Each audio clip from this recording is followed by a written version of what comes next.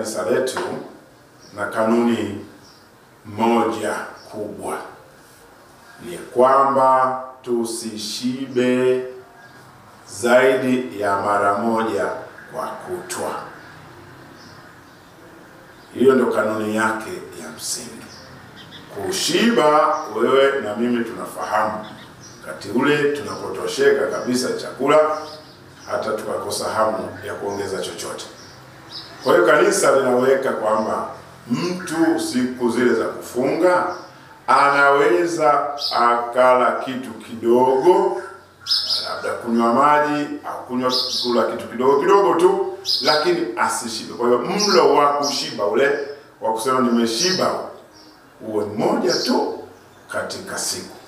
Kwa hiyo huo unapendeza zaidi kadiri ya kanisa jioni. Kwa hiyo hapo katikati hapo unaweza ukala kitu fulani kidogo kabisa, kisicho kufanya wewe useme umekinai na umetosheka. Na hiyo ndio kanuni yetu. Lakini haikatazwi mtu kujiwekea mwenyewe taratibu yako, kwa sababu tunachopigania ni mtu kutabisha mwili wake kiasi kwamba aone anatabika kwa namna fulani, ili mwili huu unaopiga kelele kutaka kushiba upishe roho ifanye mambo yake. Katika njaa ile, katika kiu ile, roho inaweza kuchangamka zaidi kusoma neno la Mungu, kutafakari, kuabudu na kufanya toba, mambo ambayo hayawezekani mwili unapokuwa unachechamaa. Unataka ule, ulale, ucheze, ufanye nini. Sasa mtu ambaye anaweza kujipangia mwenyewe taratibu yake, anaweza kusema kwamba nataka nisile kabisa chochote kile, nifunge vizuri mpaka jioni na kushiba kwangu kuwe mara moja tu. Lakini hiyo itakuwa utaratibu wa binafsi, kwa sababu kanisa hajakataza milo midogo hapo katikati isiyo mfanya mtu akinai au ashibe. Kwa hiyo ukitaka kufunga kwa kuacha kabisa kula ili ushibe mara moja, unaweza na inaruhusiwa, lakini hiyo nayo itakuwa siri yako, kwa sababu Kristo amesema anayefunga yoyote yule asifunge kwa mbwembwe ili kujionyesha kwa watu amekunja uso, amekasirika, anafukuza watu wasimguse. Na kufunga kwa namna hiyo hakuna thawabu yoyote, huko ni kujitafutia adhabu kwa Mungu, kwa sababu Mungu anajua unachotafuta, lakini hapa unajitafutia mwenyewe sifa yako. Na katika kufunga kwetu kuna swala la chakula, alafu kuna swala la kufunga nyama.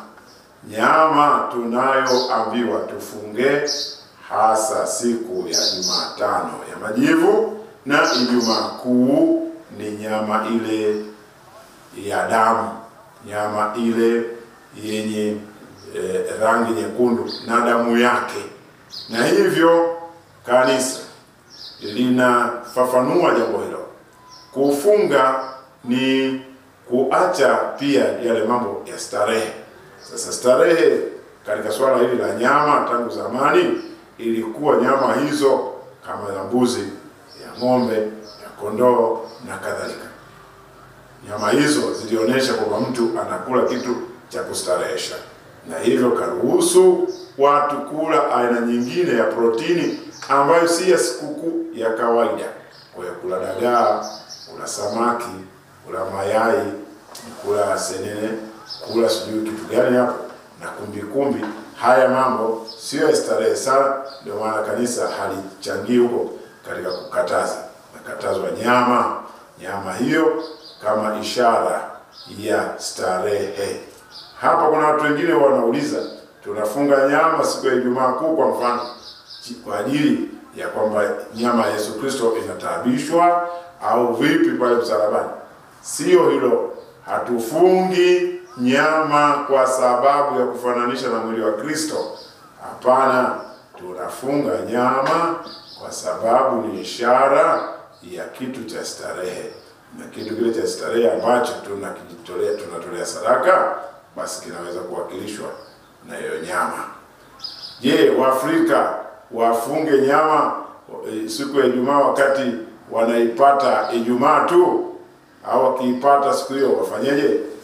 Ndugu zangu, si kweli. Mtu yeyote mwenye nia ya kufunga nyama, hata Mwafrika ambaye anapata nyama siku ya Ijumaa tu, anaweza kuisogeza siku inayofuata, kwa sababu yeye aithamini zaidi roho yake na aendane na mama kanisa. Si kweli kwamba Waafrika tuna taabu hivyo kwamba tunaweza tukapata nyama kwa kudondokewa tu siku ya Ijumaa na siku hiyo lazima tuifakamie. Tunaweza pia kufunga na nyama tukaisogeza siku hiyo ya Jumamosi au siku nyingine tukaila kwa heshima na kwa raha. Bora tujifunze tu namna ya kuhifadhi hiyo nyama. Kwa hivyo ndugu zangu, katika kufunga kanuni yetu ni hiyo moja, kwamba mtu usishibe zaidi ya mlo mmoja.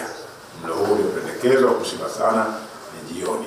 Hapo katikati unaweza kuruhusiwa na unaweza kujiruhusu mwenyewe kula vyakula kidogo kidogo, lakini ukitaka usile kabisa mpaka mlo wa jioni,